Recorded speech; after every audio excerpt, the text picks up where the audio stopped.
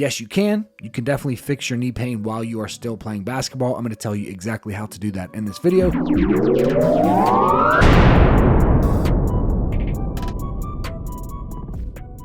Ladies and gentlemen of the Action Army, what is going on? And welcome to another episode of Answers for Athletes. In today's video, we have a question from Instagram that says, can you actually fix knee pain without stopping playing basketball? So yes, you can. You can definitely fix your knee pain while you are still playing basketball. I'm going to tell you exactly how to do that in this video. But before I do that, make sure that you comment JUMP, J-U-M-P, down below in the comment section for a free bodyweight vertical jump training program.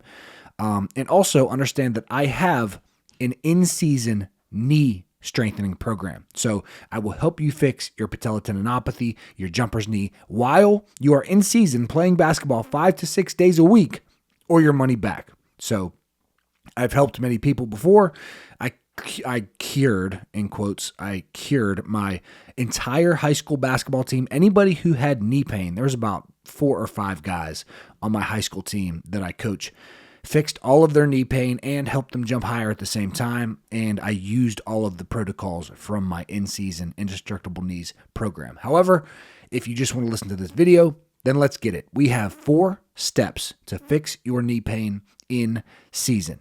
Step number 1, which is by far the most important, is going to be you need to be doing isometrics 2 times per day.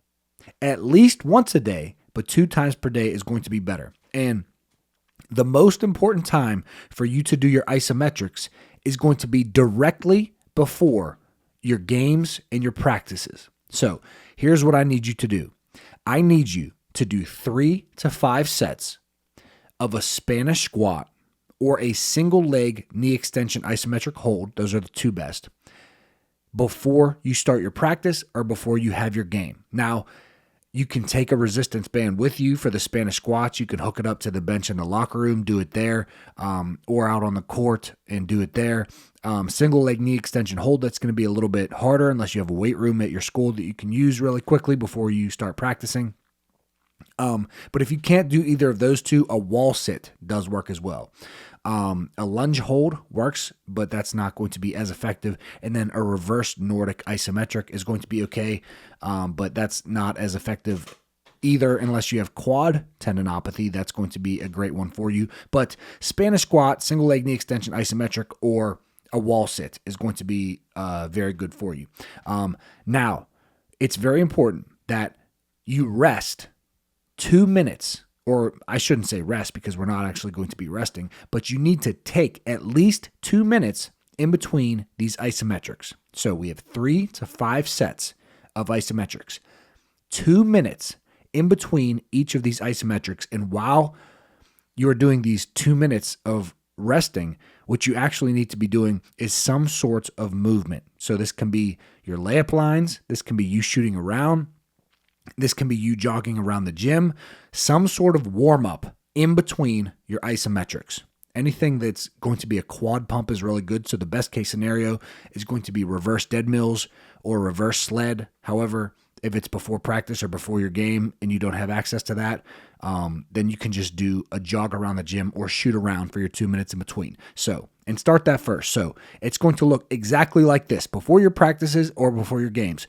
2 minutes of shooting around, 45 to 60 second isometric, 2 minutes of shooting around, jogging around the gym, jumping jacks, whatever you're going to do, 45 to 60 second isometric, and then 2 minutes again, and then 45 seconds again. Repeat this superset 3 to 5 times. And that is what you are going to be doing before your practices and before your games. This is extremely important.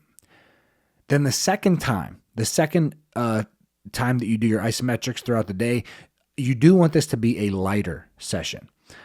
So what I really like to do is if you do have a single leg knee extension machine, I like to just put, 10 pounds on there or 20 pounds on there, something very light. You can do a wall sit or a Spanish squat, but not go as deep in knee flexion, but just make this session lighter. But once again, you're going to do 3 to 5 sets of 45 to 60 second isometrics, but this is going to be a lighter session, and this needs to be 6 hours or more, the farther the better, away from your isometric session when that is before practice or before your game. So let's say you're in high school and you have practice after school at 3 o'clock, then do this one as soon as you wake up in the morning. So wake up in the morning, do some light jumping jacks for 2 minutes in your room, then do a 45 to 60 second wall sit. And it's going to be a little bit lighter, not as deep in knee flexion. And then repeat that 3 to 5 times. So this is step number 1 of the 4 steps to fix knee pain in season. This is by far the most important. I have never found something, and I've been trying to help people with their knees for years now. I first got tendinopathy myself my first year playing college basketball, and it was very bad until I was about 26 years old. I was deep into the stages of patellar tendinopathy. I had it for years, and it would be off and on, and I had my highest vertical jump at this point, but my highest knee pain at this point for, at the same time. But the thing that really saved me was isometrics. So I'm telling you, you need to be doing these isometrics. This is the number one thing that is going to help you fix your knee pain, especially in season, practicing and playing games 5 to 6 days per week. Step number 2, you need to make sure that your nutrition is on point and that you don't have excess body weight. If you're in season playing 5 to 6 times a week and you're a basketball player, most of you are going to be in shape. However, there are some people out there who have excess body weight, and just understand that excess body weight, if you have 20 pounds of excess body weight, that's just a 20-pound weight vest that you're wearing and running around all day, every day. And it's just going to be pounding on your joints and pounding on your tendons. And then your nutrition is big as well. If you're eating a lot of sugar, if you're eating a lot of junk food, if you're not eating whole foods, if you're not eating enough protein, if your nutrition is not on point, I'm telling you, all of the systems in your body are not on point, and your tendons are going to take a hit because of that. So that's all I'm going to say for number 2 is make sure that your nutrition is on point and you don't have excess body weight. You should be somewhere between 8 to 12% body fat as a male. Number 3, make sure that your sleep is on point. I just made a video 2 days ago on sleep, so I'm not going to dive into this too far. However, I just want you to know that the less effective that your sleep is, the less effective your recovery is, which means the less effective your adaptations are. Therefore, the less effective your results are. But what we really care about is recovery. If you're not getting quality, optimal sleep, then your recovery is suffering.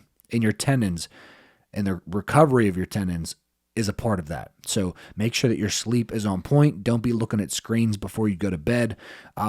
Make sure that you try not to use an alarm to wake up. Your body is not supposed to wake up when the alarm goes off. It's supposed to wake up when the work is done in your brain, your body, your tendons, your muscles, your central nervous system. I understand you have work, you have school. Try to go to bed a little bit earlier and then beat your alarm. Don't drink any caffeine in the afternoon. Keep that in the morning. If you are going to drink caffeine, try not to eat too close before bed. These are just a couple points that I'll say about sleep, but that is tip number 3. Number 1 is isometrics 2 times a day. Number 2, make sure your nutrition and your body fat levels are on point. Number 3, make sure that your sleep and your recovery is on point.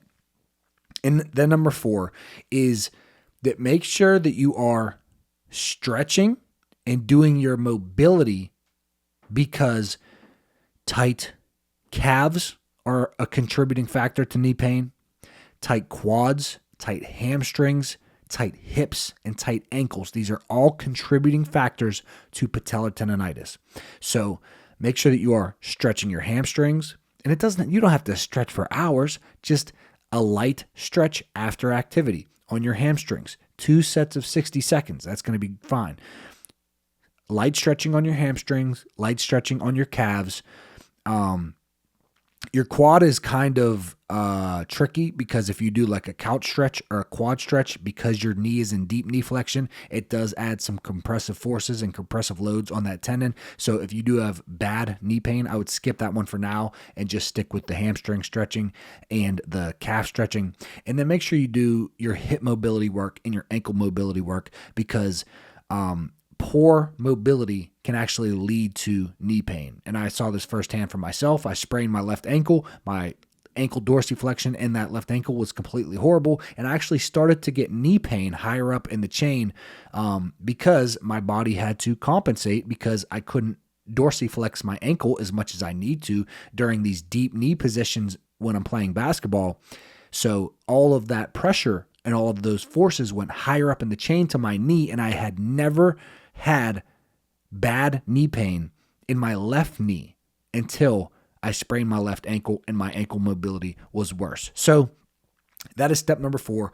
Make sure that you keep your hamstrings and your calves. You don't have to go crazy and do the splits. I'm telling you, just light stretching, and then make sure that your mobility is okay. And then tibial rotation, the ability to move your femur through the full range of motion. This is just going to be icing on the cake. Your isometrics are going to be all of it. Or most of it. Then your nutrition and your sleep are going to back that up and make sure that your recovery is on point. And then light stretching, light mobility is just icing on the cake for that. But these are 4 steps to fix your knee pain in season. I'm telling you, this is going to help you more than you know. Make sure you hit your isometrics before every time. Stay disciplined. Do it every time before you have a practice or before you have a game, or take all the guesswork out of it. I give you all the corrective exercises. I give you all the stretches. I give you all the mobility. I give you all the strengthening exercises. I give you everything, all the isometrics, everything that you need in my Indestructible Knees in Season program if you are interested in that.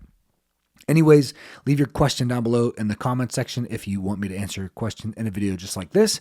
And without further ado, I will see you tomorrow at 9 a.m. Eastern Standard Time. Peace.